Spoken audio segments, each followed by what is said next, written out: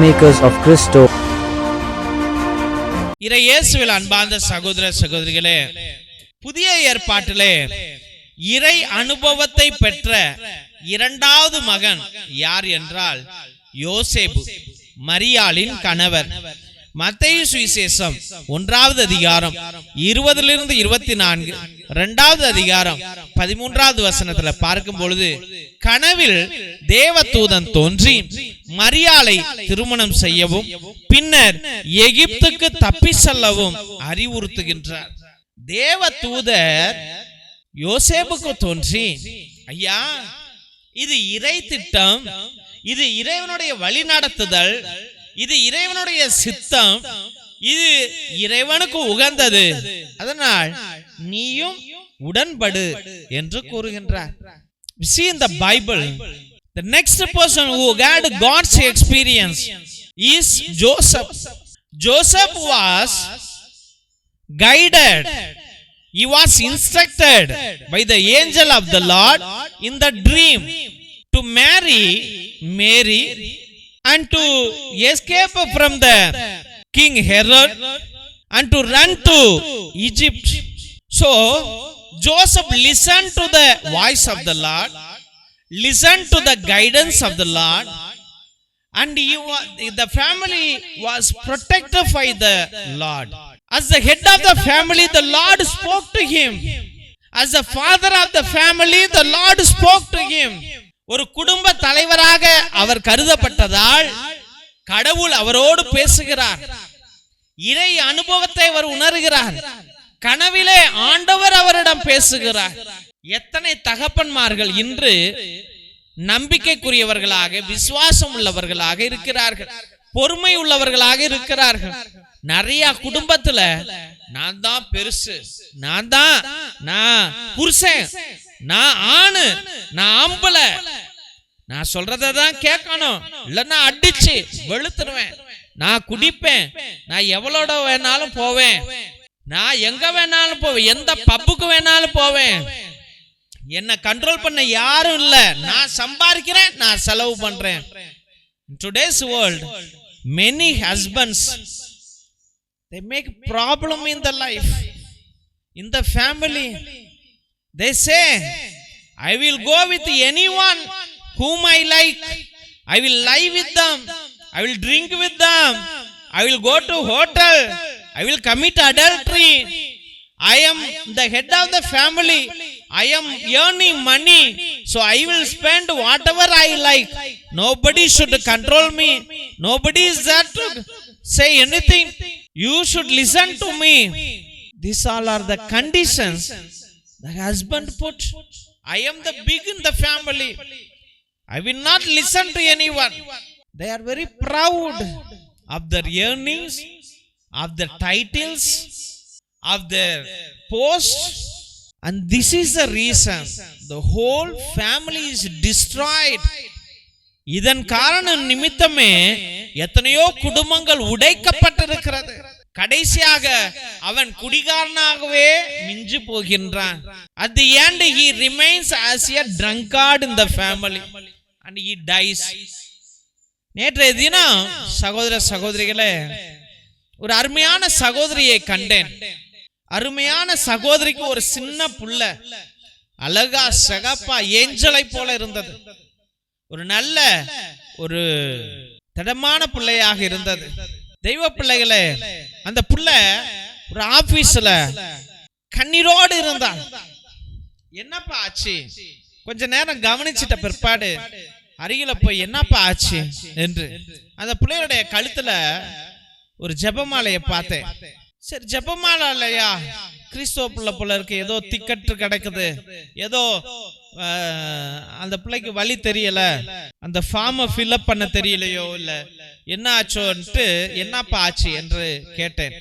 என் புருஷன் இறந்து போனார், என் புருஷன் அக்கௌண்ட்ல 2000 பணம் இருக்குது, அந்த 2000 எடுக்கிறதுக்கு என்னால முடியல, அவர் இறந்து போனதுனால நிறைய ஃபார்மாலிட்டிஸ் இருக்குது, அந்த ஃபார்மாலிட்டிஸ் எல்லாம் ஃபில்அப் பண்ணணும்ன்றாங்க, அட்வொகேட் சைன் வேணும்ன்றாங்க, அந்த 2000 எனக்கு ரொம்ப பெரிய அமௌண்ட் ஃபாதர் என்று சொன்னது. தெய்வ பிள்ளைகளே, அப்புறம் நான் எடுத்துட்டு வாங்கிட்டு போயிட்டு அங்க எங்க கையெழுத்து வாங்கணுமோ வாங்கிட்டு, அப்புறம் காலையில சாப்பிட்டீங்களாப்பான்னா கொஞ்சோண்டு சாப்பிட்டேன் சொன்னுச்சுங்க. ஆனா அவங்க முகத்துல பசியை பார்த்தேன், ஏக்கத்தை பார்த்தேன். அப்புறம் அந்த பிள்ளைங்களுக்கு அது இதுன்னு வாங்கி கொடுத்து, பிள்ளைக்கு கேக் வாங்கி கொடுத்து, சமோசா வாங்கி கொடுத்து, டீக்கு வாங்கி கொடுத்து, பிள்ளைங்க சாப்பிட்டுச்சுங்க, வயிறார திருப்தியார சாப்பிட்டு கொண்டு போய் அங்கேயே விட்டுட்டு வந்தேன் தெய்வ பிள்ளைகளே. அப்ப இத நான் ஹெல்ப் பண்ணேன்றதுக்காக இல்ல, சிறு வயதுல சின்ன பிள்ளையை வைத்துக்கொண்டு 2 பிள்ளைகளை எப்படி கரை சேர்க்க போகிறாள் தெரியாது. ஆனால் தெய்வ பிள்ளைகளே, இந்த காரியம் எதற்காக நடந்தது என்றால், அந்த மகனானவன், அந்த கணவனானவன் குடிகாரனாக மாறி தகாத உறவுகளுக்குள்ளா இருந்து கடைசியில யாரை விட்டு விட்டு சென்று விட்டான்? ஒரு அருமையான மனைவியையும் 2 பிள்ளைகளையும் விட்டு விட்டு போய்விட்டான். சின்ன பிள்ளை செல்வங்களை விட்டு விட்டு போய்விட்டான். ஏன் இது நடந்தது? தன்னலம், ஆணவம், அடங்காத்தனம், அமைதி இல்லை, அவனுக்குள்ளாய் அமைதி இல்லை. குடிச்சு குடிச்சு குடிச்சு செத்து போயிட்டான். My dear children of the Lord, the husband should humble himself. Husband should guide the family. He should protect the family. But in today's world, many husbands go astray. They don't want to listen to anyone. They don't want to humble themselves. They don't want anyone to advise them. They cannot listen to anyone. They have no time to listen. They are running to many people. They having sex with any people. No one should control them. Yesterday, I went to an office and I saw a woman, a widow, with a small child, a small daughter. The child was looking like an angel. This girl was wearing a rosary in her neck. And I found that she was stumbling for something. She was searching for something. She needs some help, I thought. So I approached her. What do you need? She told that my husband is dead and he had 2,000 in the account and I wanted to draw it back. The bank is not allowing. And then I asked the banker, then he guided, he told these are the formalities should be fulfilled. And I took the notice form and I got it filled. Then I told her, these all are the things, and I got it signed and gave her. And I also found that they were not taken the breakfast. I took them to a hotel. I bought something and they ate stomach fully. They were very happy. The child was very happy. Dear friends, I just narrate this story.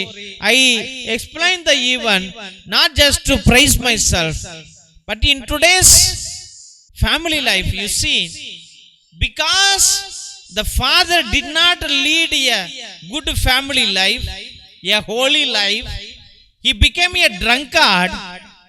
He went here and there. At the end, he died. And now he left the wife and the 2 children, beautiful children. And who will guide them? Who will protect them? தெய்வ பிள்ளைகளே, நான் வாழ்க்கையில ஒரு நல்ல தகப்பனை காண்பது மிகவும் அரிது. ஒரு நல்ல தகப்பனை, ஒரு குடும்பத்தை வழி நடத்துகின்ற தகப்பனை காண்பது மிகவும் அரிது. Nowadays there is no proper father in the family, proper husband in the family. Every husband, every father becomes a drunkard or they are having illegal relationship. Many of the families are facing the same problem. The Lord is telling, கடவுள் என்று சொல்லுகிறார், நீ நல்ல தகப்பனாக வாழ வேண்டும் என்று யோசேப்பிடம் சொல்லுகிறார், கனவில் வந்து சொல்லுகிறார். அப்ப ஒவ்வொரு தகப்பனும் இறை அனுபவத்தை பெற வேண்டும். இன்னைக்கு எல்லா மனைவிமார்களும் ஜெபிக்கிறார்கள், ஐயோ ஆண்டவரே என் கணவனை ஆசீர்வதி, அவன் அடங்க மாட்டேங்கிறான், திருந்த மாட்டேங்கிறான், திருட்டுறான், கெட்டவாத சொல்றான், குடிக்கிறான் என்று எல்லா மனைவிமார்களும் ஜெபிக்கிறீர்கள். அப்ப எல்லா மனைவிமார்களும் இதை ஜெபிக்கிறீர்களா? Every wife is praying, my husband is not good, he is scolding, he is beating, he is drinking, etc., etc. You are praying for your husband, but did you pray like that? Let my husband have God's experience. என் கணவன் இறை அனுபவத்தை பெற வேண்டும் ஆண்டவரே என்று நீ என்னைக்காவது ஜெபித்தியா?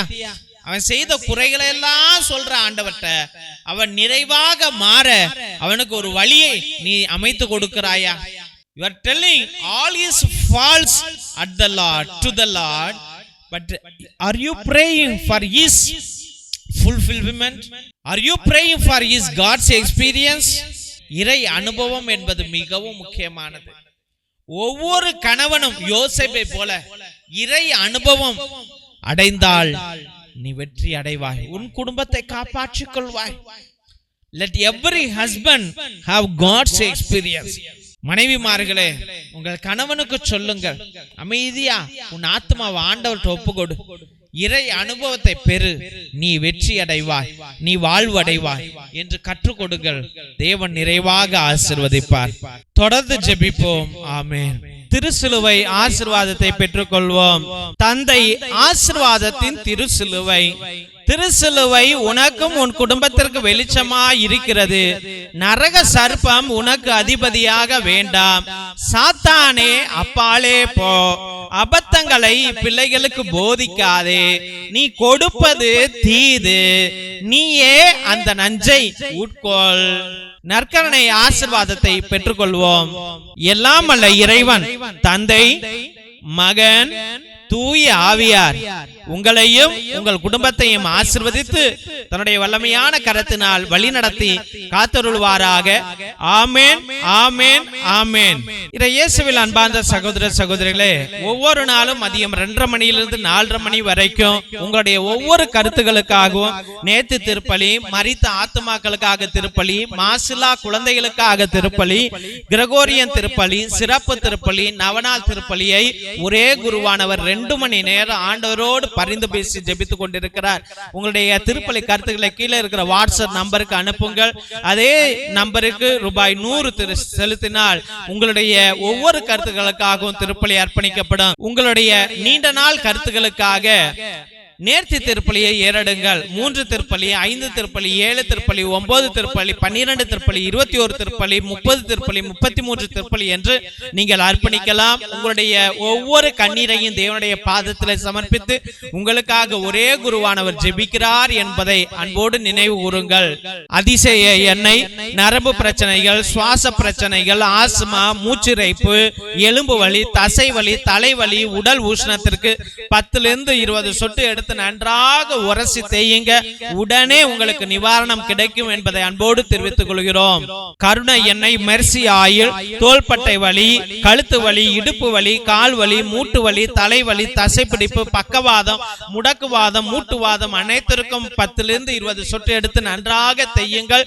உடனே உங்களுக்கு நிவாரணம் கிடைக்கும் என்பதை அன்போடு தெரிவித்துக் கொள்கிறோம். தெய்வ பிள்ளைகளே, இந்த எண்ணெய்கள் தேவனால் கொடுக்கப்பட்ட எண்ணெய். இது தேங்காய் எண்ணெயோ மற்ற எண்ணெயோ கிடையாது. தெய்வ பிள்ளைகளே, இது மூலிகை எண்ணெய். தேவன் அதிசயங்களை செய்ய வல்லமையாக கொடுத்த எண்ணெயை நீங்கள் வாங்கி பயன்படுத்தும்படியாக அன்போடு வேண்டுகின்றோம்.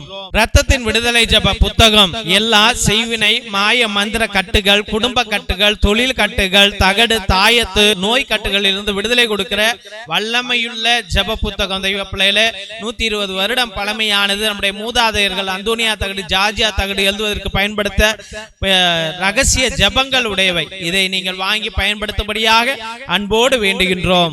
தெய்வ பிள்ளைகளே, இந்த YouTube channel Jesus TV father David என்ற சேனலை தயவுசெய்து சப்ஸ்கிரைப் பண்ணுங்க.